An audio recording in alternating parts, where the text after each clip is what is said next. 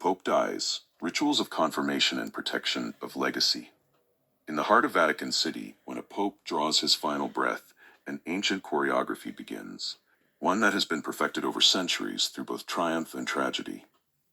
The passing of a pope represents far more than the death of a religious leader. It marks a moment when time itself seems to pause as the world's smallest sovereign state prepares for a critical transition of power. Every gesture, every word, every object holds profound significance in this solemn theater of tradition. While the outside world may continue its frantic pace within these sacred walls, the Vatican's clock ticks to a different rhythm. Deliberate, measured, and steeped in symbolism that connects the present moment to 2 millennia of Christian history.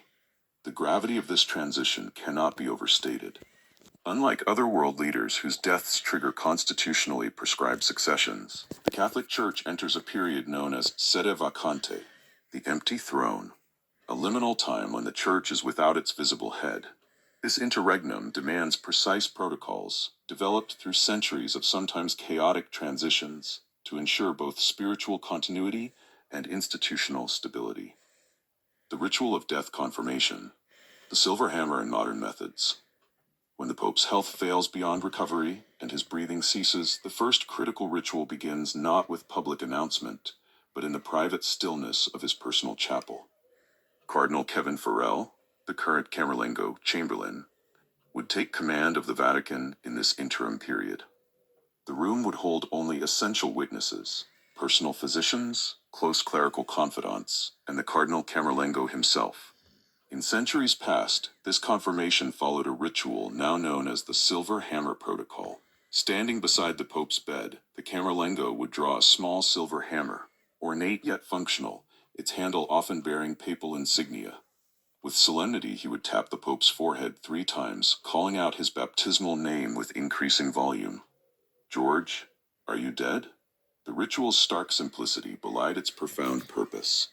In an age before modern medicine, this final physical stimulus provided certainty before pronouncing death.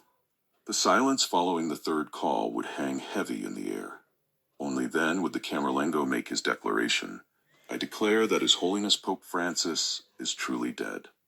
Though the silver hammer itself was last definitively used for Pope Leo III's death in 1903, aspects of this ritual persist. The formal calling of the baptismal name continues, though now accompanied by modern medical confirmation.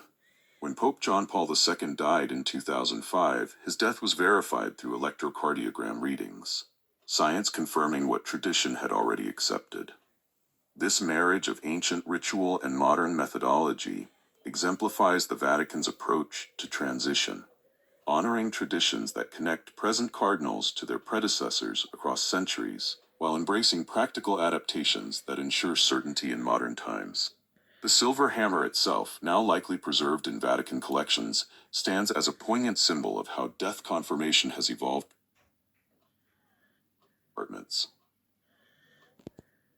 While tradition once called for the silver hammer,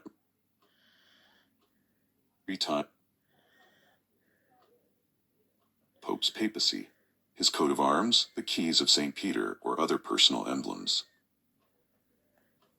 Pope, one final time. Their dedication reflects a loyalty forged in blood nearly 5 centuries ago. On May 6, 5027, Rome faced its darkest hour during the sack of Vigil continues unbroken, a physical manifestation of an oath honored across centuries, lying in state at St. Peter's Basilica. Following private preparations, the Pope's body embarks on its final journey through the Vatican, transported from the Apostolic Palace to St. Peter's Basilica. This procession, though short in distance, carries profound ceremonial weight. Cardinals walk solemnly alongside, while the Swiss Guard provides both protection and honor. Upon arrival at St. Peter's, the Pope's body is placed in state, typically elevated on a catafalque, a decorative platform that raises the coffin to allow better viewing by the faithful. The positioning is deliberate, allowing tens of thousands of mourners to pass by over coming days. In earlier eras, when communication was limited and rumors might spread across religious and political divides, news organizations established continuous coverage, social media actual embrace of Bernini's colonnades, focusing attention on and was laid to rest in 2005, rather than having another pope perform this function. This practice underscores the unique nature of papal transition. There is no higher earthly authority to commend this soul to God. Readings, prayer, faith is practiced. Most in traditional burial cloths.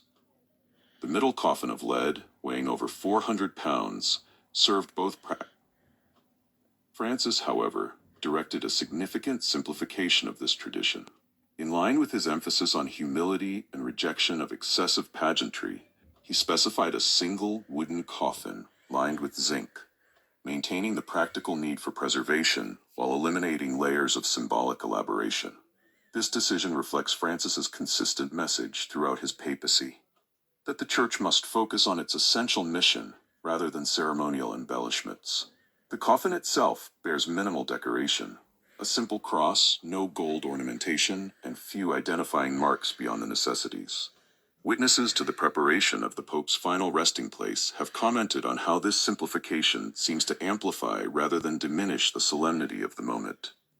Without elaborate casings to focus upon, attention returns to the fundamental transition being marked. One of Rome's 4 major papal basilicas stands on the his immediate predecessors in the Vatican grottos beneath St. Peter's. Francis has selected the Basilica of St. Mary Major, Santa Maria Maggiore, as his burial site, a choice with profound historical and personal significance.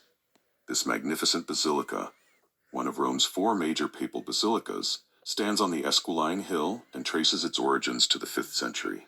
Legend holds that its location was revealed when snow miraculously fell on this spot in August 1669, making Francis's selection a revival of a practice dormant for over 350 years. The basilica holds particular meaning in Francis's spiritual journey, a church that engages directly with the people it serves, complemented each other. The simple coffin humanizing the grand setting, the magnificent basilica elevating the humble casket. In this balance between personal humility and institutional solemnity, the Church communicates its most fundamental belief, that Pope Clement IV died in June 1268.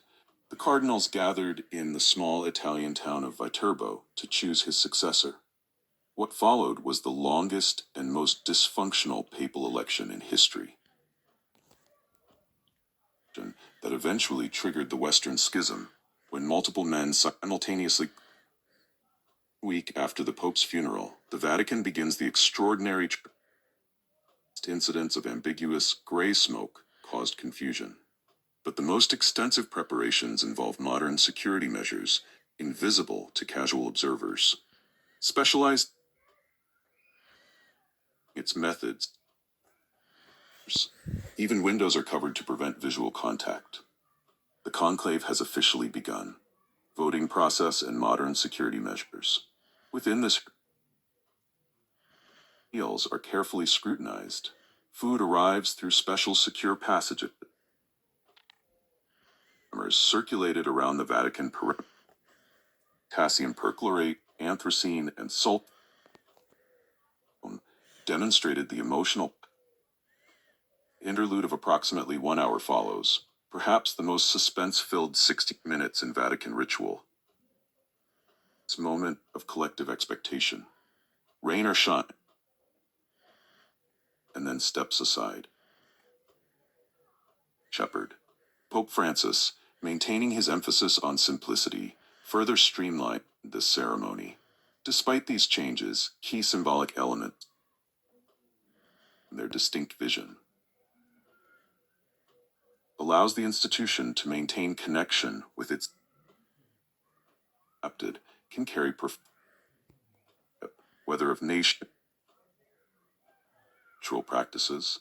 To stay updated on future videos exploring the world's most